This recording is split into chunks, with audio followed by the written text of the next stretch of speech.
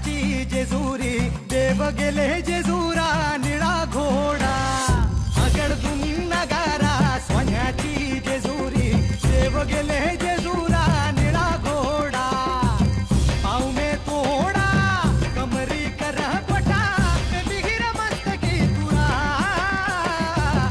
ओबऱ्याचा कुटका भंडाऱ्याचा भडका बोल अहंकारा सदानंदाचा येळको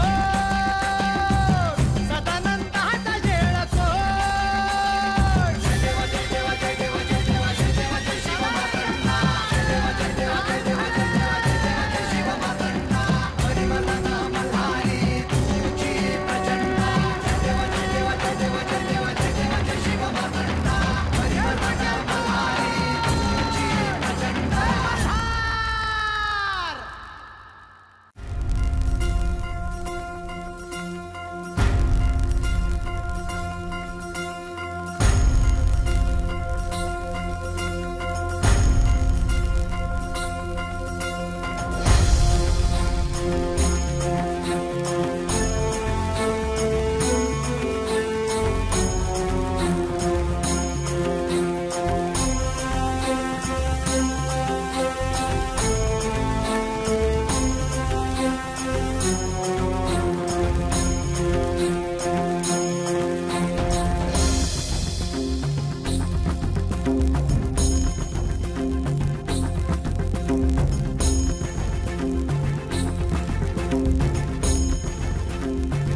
देवा देवा देवा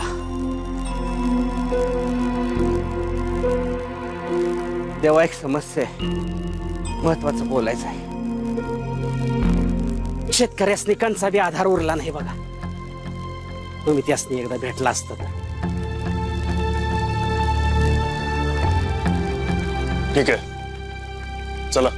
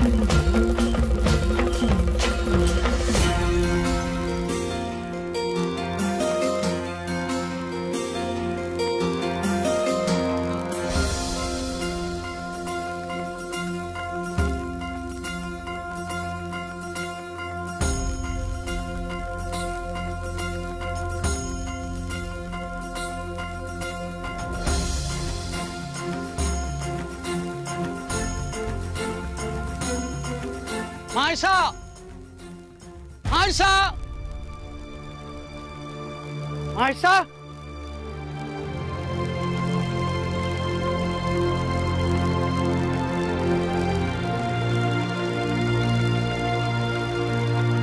मायसा मायसा मायसा अगं काय आहे कुठे होतीस तू आणि किती शोधायचं ग तुला बाबा मायसा मायसा मायसा मायसा मायसा अगं अशी कोणासही न सांगता अचानक तू कोठे निघून गेली होतीस मायसा आम्ही सारेच चिंतेत पडलो होतो आणि सांज वेळी अशा निर्जन स्थळी येणे उचित नव्हे शिवाय गावाबाहेर ढोल नगाऱ्यांचा आवाज ऐकला आणि भीतीने जीवाचा थरकाप उडाला आमच्या बाबा मी मंदिरात पूजा करत होते. अचानक मला डमरूचा आवाज यायला लागला. सर्वत्र चंदनाचा सुगंध दरवळू लागला. कुणीतरी आले याची चाहूल लागली. या सर्व संकेतांवरून माझी खात्री आहे इथे प्रत्यक्ष महादेव आले होते बाबा. आपण माणसं होत माझा. यापूर्वी अनेकदा तू अशीच वेड्यासारखी वागलीस. महादेवांच्या प्रेमात तू इतकी वाहत जाऊ नकोस की या जगावेगळ्या प्रेमापोटी दुःखी होशील. तू काही लहान नाही राहिलीस आता. अगं या वयात हे असं फिरणं किती धोक्याचं आहे कळत नाही का तुला? अगं वेळी अवेळी तुला कोणी पाहिलं तर लोक काय म्हणतील? एका बाजूला तुझ्या विवाहाची बोलणी चालू आहेत पण तुझ्या डोक्यात मात्र एक आणि एकच वेड. माणसा जागी हो, भानावर ये. आई तू माझ्यावर विश्वास ठेव. बाबा तुम्ही तरी समजावून सांगा ना हिला. आई ते प्रत्यक्ष महादेवच होते. माझ्या प्रार्थनेमुळे ते इकडे आले होते. आणि तुम्हाला वाटतंय ना मला वेड लागलंय. हो मला वेड लागलंय. मला महादेवांचं वेड लागलंय. इथे आता प्रत्यक्ष महादेवच आले होते. हे कोणी कितीही नाकारलं तरी मी नाही नाकारू शकत. तुम्हाला माझ्या शब्दांवर विश्वास नाहीये ना? मग हे बघ.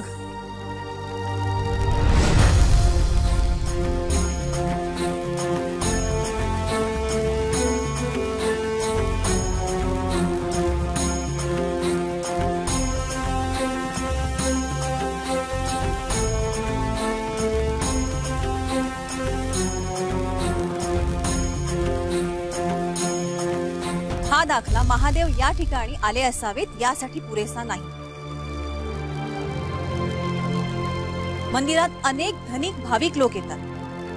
कदाचित त्यापैकी कुणाचाही असेल. तर लवकरच अंधारही पडेल. त्यामुळे या ठिकाणाहून लवकरात लवकर घरी जाणे हेच इष्ट ठरेल. अहो पण उगाच या विषयावर अधिकाधिक चर्चा करणे योग्य नव्हे. चला चल.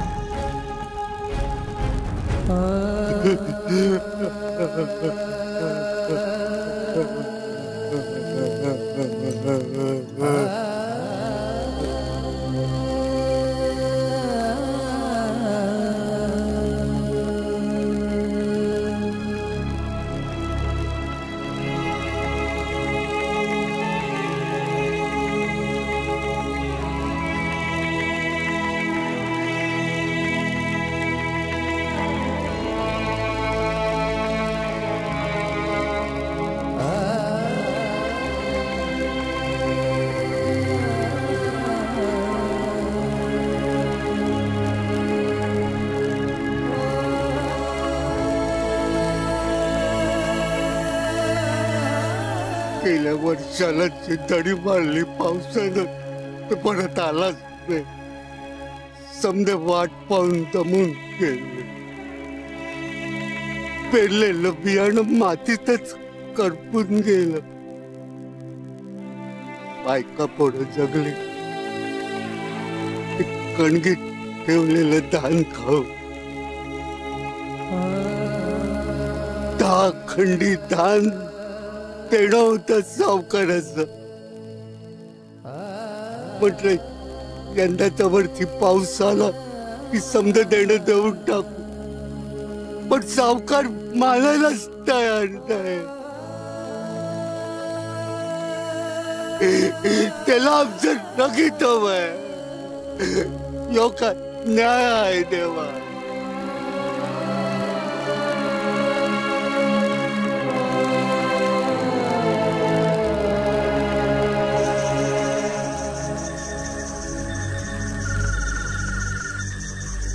शेतकरी हा आपला अन्नदाता आहे, ज्याच्या जीवावर केवळ मनुष्यच नाही तर पशु पक्षी कृमी कीटक सर्वच पोसले जातात. त्याची ही अशी अवस्था नाही. या क्षणापासून माझ्या राज्यात सर्वत्र शेतकऱ्याला मानाचं स्थान असेल.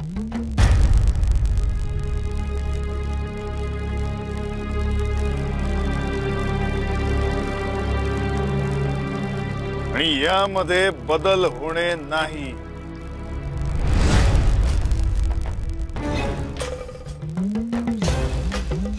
कुणीही कितीही कसाही कर द्यावा अथवा घ्यावा हा काही स्वैराचार नाही.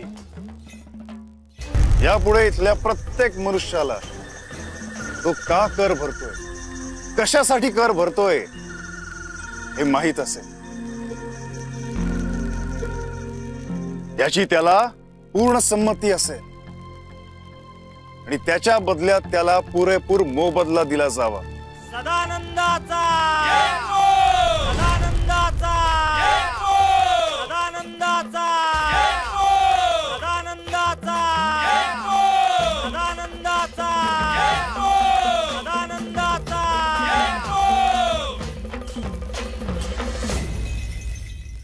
सावकार, शेतकऱ्याचं किती देणं आहे?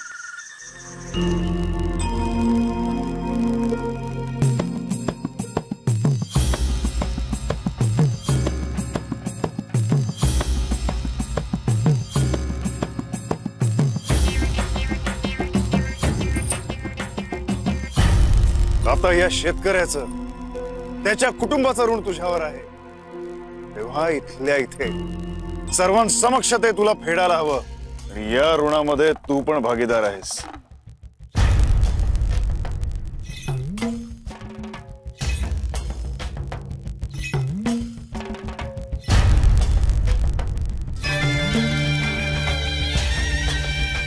सरदार,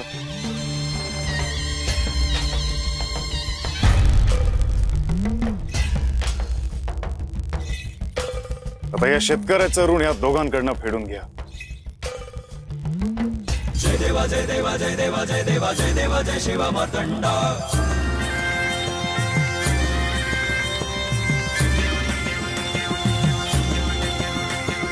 जय देवा जय देवा जय देवा जय देवा जय देवा जय शिवा मार्तंडा.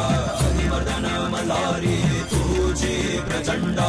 अगडदुम नगारा सोन्याची जेजुरी देव गेले जेजुरा निळा घोडा. अगडदुम नगारा सोन्याची जेजुरी देव गेले जेजुरा निळा घोडा. पाव में तोडा कमरी कर. बाणाई, बाणाई,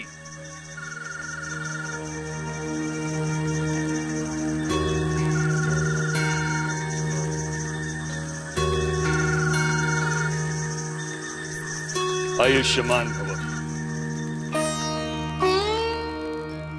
बाणाई, आत्तापतूर मला कधी बी कुणी ह्या नावानं हाक नाही मारली. समदे मला बानूच म्हणतात. तुला बाणाई का म्हणालो याची प्रचिती तुला भविष्यात येईलच. आणि आपण कोण, म्हणजे कोणतं महाराज म्हणायचं? आम्ही कोण हे महत्वाचं नाही, पण महत्वाचं आहे ते आमचं कार्य. मणिमल्लांचा सर्वनाश करण्यासाठी आम्ही जो यज्ञ योजला होता तो सफल झाला. तुझ्या महादेवांवरच्या भक्तीची अनुभूती सर्वश्रुत आहे. तुझ्या केवळ एका बिल्वपत्राने पाड्यावरची तुळा समान झाली. त्याचा देखील यज्ञाच्या आहुतीमध्ये उपयोग झाला. श्रेय वाटपाचं कार्य आम्ही करत आहोत. तेव्हा तुला काय आशीर्वाद हवा आहे? माग. म्या काय मागणार महाराज? हा पर महादेवांवरची भक्ती आयुष्यभर करता यावी आणि त्याच्यात बघ कधी बी आहे ना खंड पडू नये. हा बाणाई, ते तर होईलच, पण अजूनही काहीतरी माग. बोल, काय आशीर्वाद देऊ तुला? पर आता काय मागावं कळना झालंय. हाय तेच मागणं पूर्ण व्हावं, तेच आशीर्वाद द्यावाजी. तथास्तु. बाणाई, तुझी श्रद्धा अपरंपार आहे, निस्वार्थी आहे. त्याचं श्रेय तुला मिळायलाच हवं. आम्ही तुला एक आशीर्वाद देतो.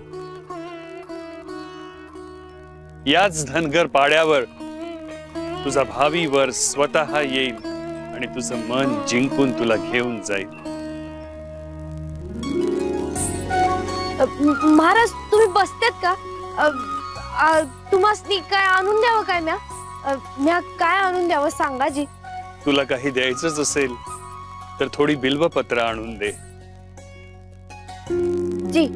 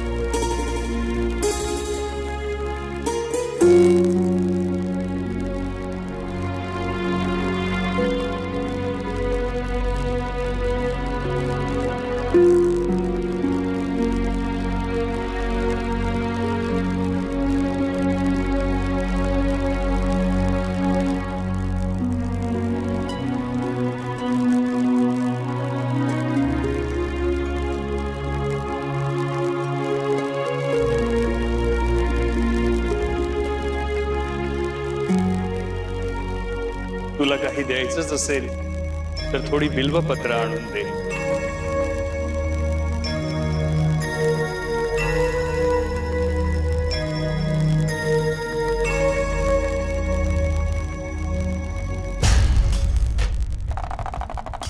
याच धनगर पाड्यावर तुझा भावी वर स्वतः येईल आणि तुझं मन जिंकून तुला घेऊन जाईल.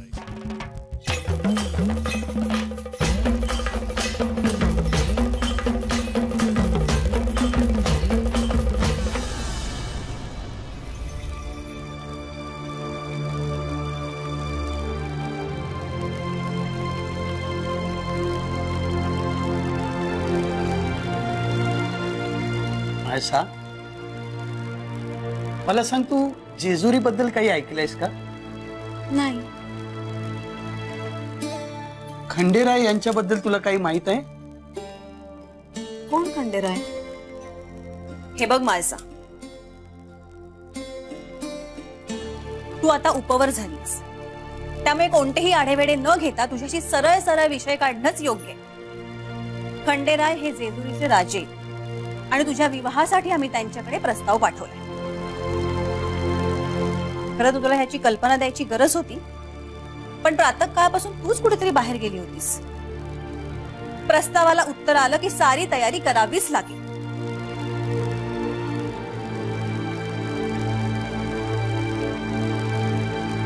मला हा विवाह करायचा नाही. मला कुणाशीही विवाह करायचा नाहीये. बघा, हे बोलण्याची ही वेळ नव्हे.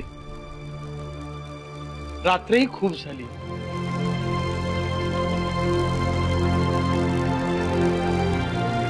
तू आता विश्रांती घे.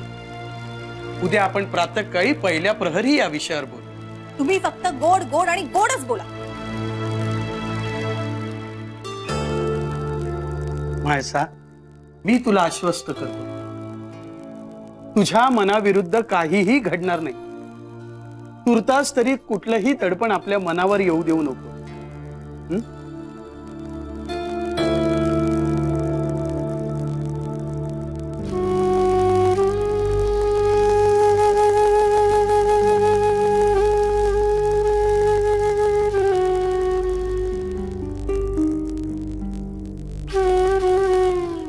जेव्हापासून मला कळायला लागलंय तेव्हापासून मी तुमचीच सेवा करत आले.